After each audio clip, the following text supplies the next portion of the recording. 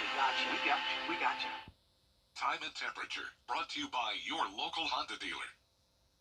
This is Powerball. Good evening. And your power play multiplier is 2. We have a lot of rain headed our way. It begins Tuesday late afternoon, continues into Wednesday, and then another chance of rain Friday and Saturday. I'll break down all the details coming up. Right now on News Channel 6 at 11, the Richmond County School System holding the first public information meeting tonight about the master plan. Also ahead, a local commissioner announcing his bid for re-election. We'll cover that for you. And a proposal. Live from Television Park, this is WJBF News Channel 6 at 11. Good evening, everybody. I'm Brad Means. Thanks for joining us. Coverage you can count on begins with a chance for people to have their say about the future of local schools. The Richmond County School System focusing on its master plan. Nikita Dennis is live in our Satellite News Center with the details. Nikita? Yeah, Brad, a lot of shocked and upset people tonight hearing for the first time in person what could happen to some schools in the county. And I think what's missing is the resources for the teachers. They're all over dispersed, all the different schools. They even showed C.T. Walker's building. They showed C.T. Walker's portrait. And then in the next breath, they're talking about tearing that building down. So I'm just feeling like there's some hypocrisy happening, and there's not much explanation about the decisions to go in that direction. Richmond County School Board is reviewing recommendations from a consultant. It's part of a master plan meant to maximize student performance and state funding. The recommendations include school closures and consolidations. I'm frustrated overall. I think so. On Facebook, for example, there was a lot of discussion about what the meeting would be about, and all of the responses were that anyone could go to any meeting and all of the schools would be discussed kind of at equal capacity, and obviously that's not happening here. The consulting firm says its reasoning for consolidating and closing schools is due to a decline in enrollment. Monday's meeting was supposed to focus on the future of A. Brian Mary Elementary School, but many in the crowd wanted to talk about C.T. Walker. Some parents say they may have to relocate. I'm hoping that they're understanding that they're going to lose enrollees, not because of a lower birth rate, but because I will be moving.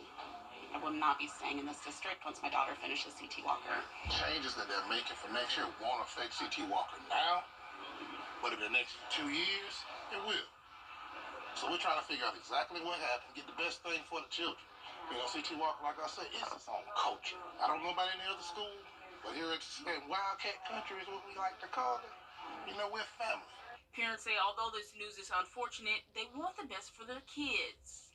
You know, I got one of my children spelling bee champion for the elementary spelling bee champion. I'm proud of him. Second place, first place, whatever it was, son. You know, this one right here, he just loves school. And without C.T. Walker, it wouldn't be that way.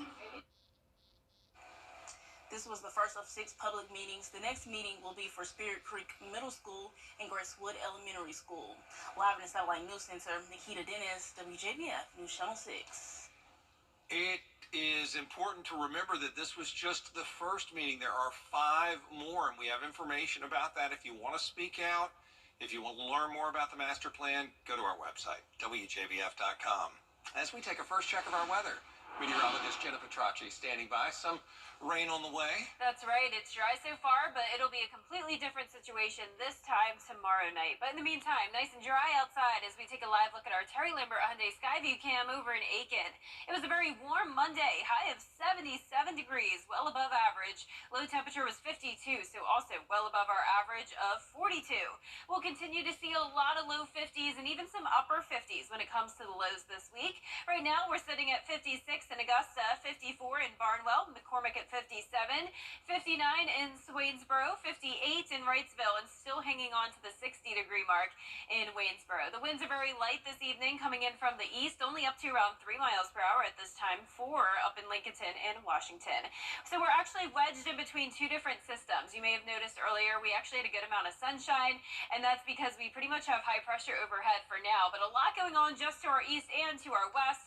Low pressure system across the mid-Atlantic, bringing some rain, say anywhere from Richmond, Virginia, up to New Jersey, and then out to the west of us, now into western Alabama. There is some rain as well, and even some thunderstorms over there, and that's what will begin to impact us tomorrow. But right now, this is still moving pretty slow, so we'll start out our Tuesday dry. It will be mostly cloudy, some areas of patchy fog as well, and temperatures will be in the low 50s.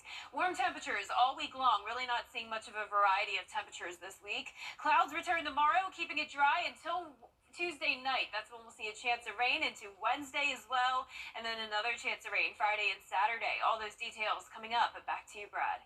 All right, Jenna, thanks. Augusta Commissioner Jordan Johnson, a local school closing out Black History Month. How Norris Elementary honored historic black figures when we come back. And above average temperatures all this week, including the lows. We'll see a lot of mornings in the low to upper 50s, including tomorrow morning. I'll have more details on that after this break. This is going to be a 426-1716. You'll be glad you did.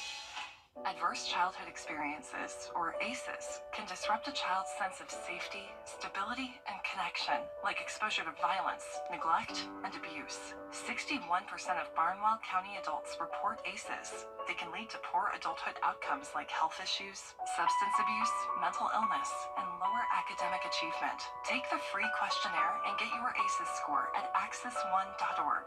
This ACEs prevention message is brought to you by Access One Center of Barnwell.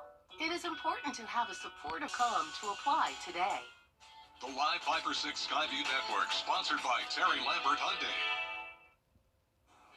Now, your most accurate forecast with WJBF Live Viper 6. Good evening. I hope you had a great Monday. It was a nice warm day, and tonight definitely not too cold. It's definitely on the cool side, but above average temperatures sticking around. Here's a live look at our Terry Lambert Hyundai Skyview cam outside the station. It is clear outside, and we're sitting at 56 degrees. Winds are calm. Dew points are in the 50s as well, and visibility is perfect for now. Now, we could see some patchy fog development tomorrow morning, along with an increase in clouds. Notice our icons even picking up on some cloud cover here in Hancock and Glasscock County. Temperatures all in those mid to upper 50s. Still on that 60-degree mark in Waynesboro. Barnwell, you're at 54. 53 in Aiken, 55 in Edgefield, and 57 in Sandersville.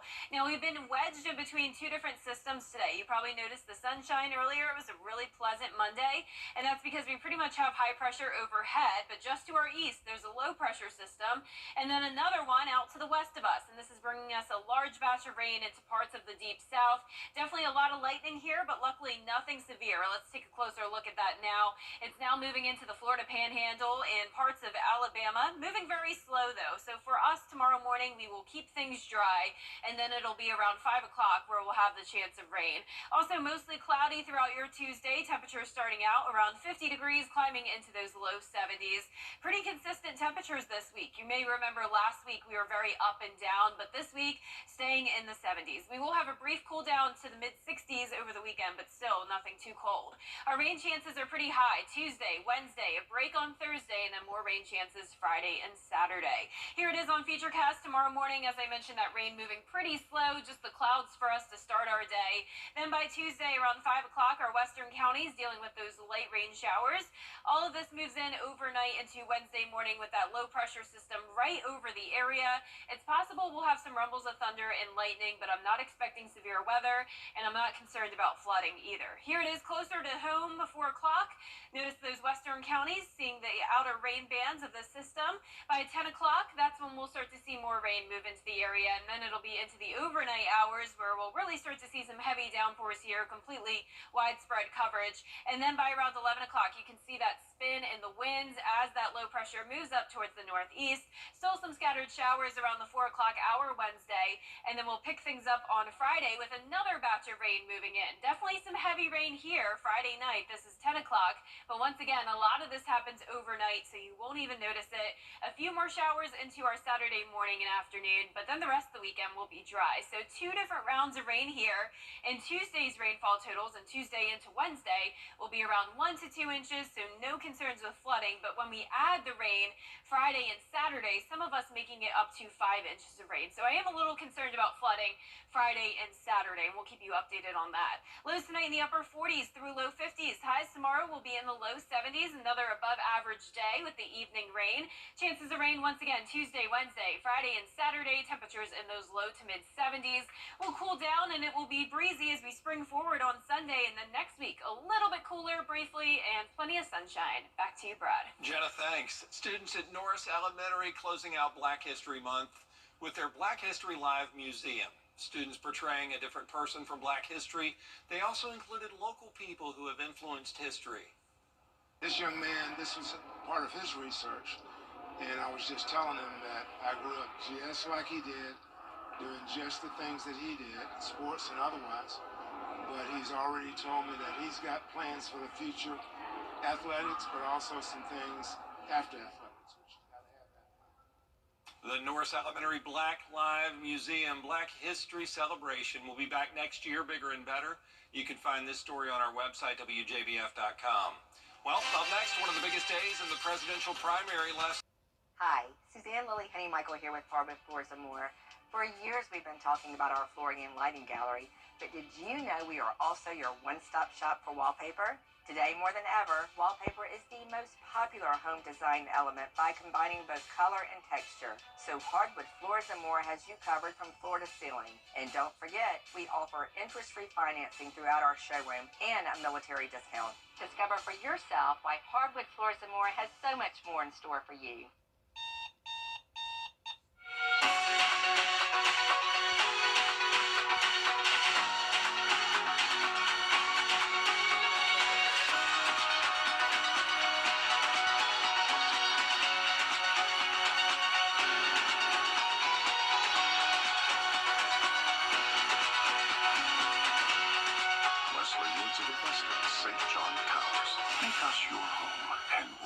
Your day, every day.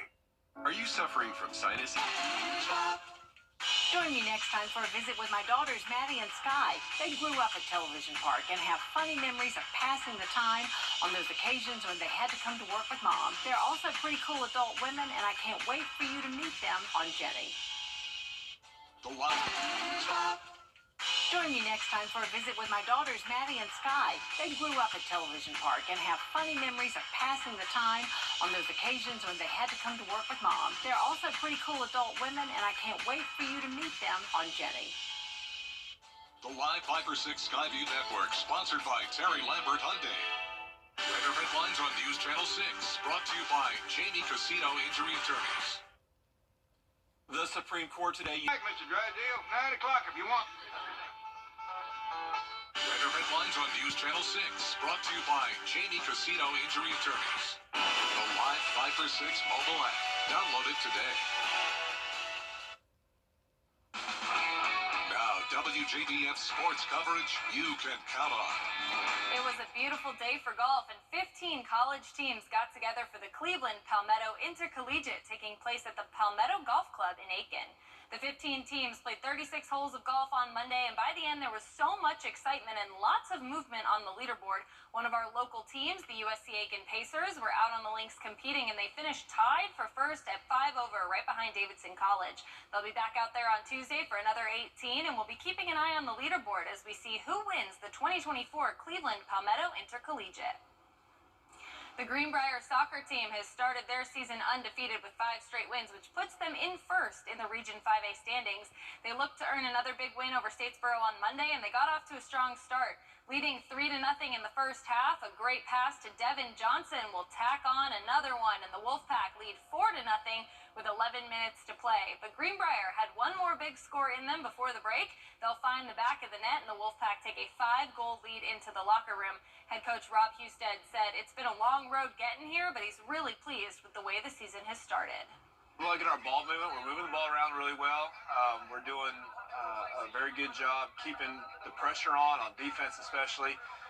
We finished very well for the first time all year. It's been a long road getting there, but we're actually putting the ball in the back of the net, which is exactly where we need to be. We have spent a lot of time trying to figure out who we are this year.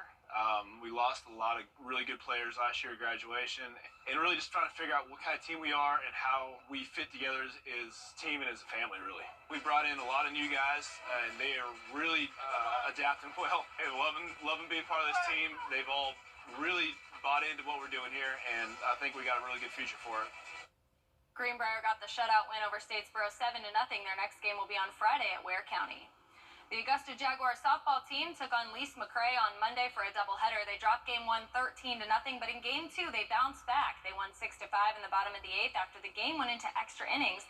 The Jags will be back in action on Tuesday as they hit the road to take on Catawba in a doubleheader. Game 1 of that series will be at 1 p.m. The South Carolina Gamecocks basketball program had a pair of players pick up SEC Player of the Week honors. On the women's side, sophomore Ashlyn Watkins became the 4th Gamecock this season to claim SEC Player of the Week. Coming off the bench in both games, Watkins was South Carolina's top scorer for the week with 17 points per game, helping the Gamecocks close out their second straight undefeated regular season with a pair of victories. She also added 7.5 rebounds per game, the second best on the team last week.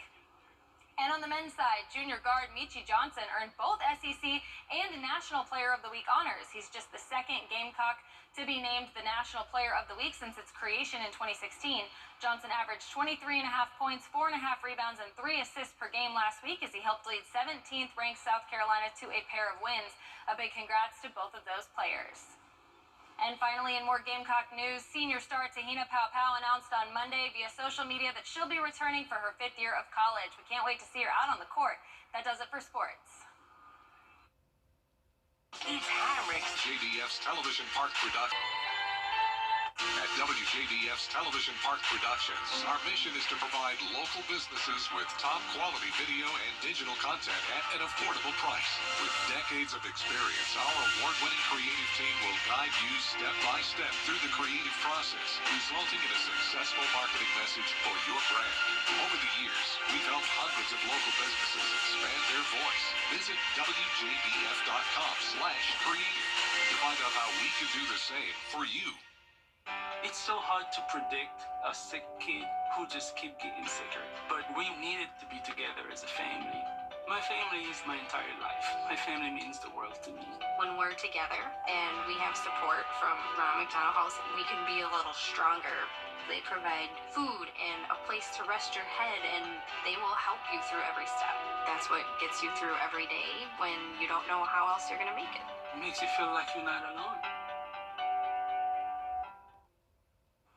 Low of 50 tonight, high of 73, starting out the day dry, and then a 50% chance of rain late Tuesday afternoon into the evening, more rain overnight into Wednesday. Drying out Thursday, staying warm, high of 75, and then becoming very cloudy and rainy Friday and Saturday. Cooler on Sunday as we spring forward, and plenty of sunshine next week. All right, thank you so much for staying up with us. Jenna, Kira, and I appreciate you.